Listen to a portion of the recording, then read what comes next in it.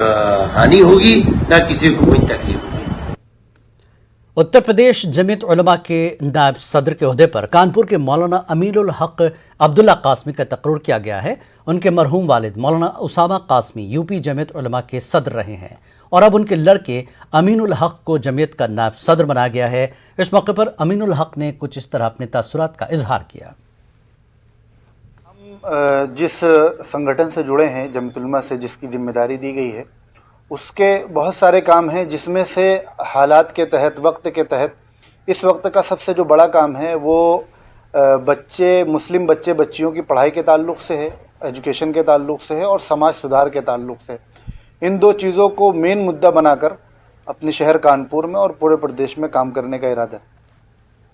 और किन किन क्षेत्रों में काम करना है आपको, और क्या आपने जो वो बना लक्ष्य बनाया? यूपी को 3 हिस्सों में बांटा गया है। एक वेस्ट है, ईस्ट है और एक सेंट्रल यूपी है।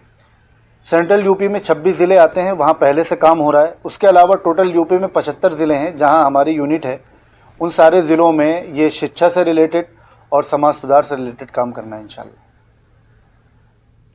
गाजियाबाद विकास भवन में समाजी फलाह बहबूद के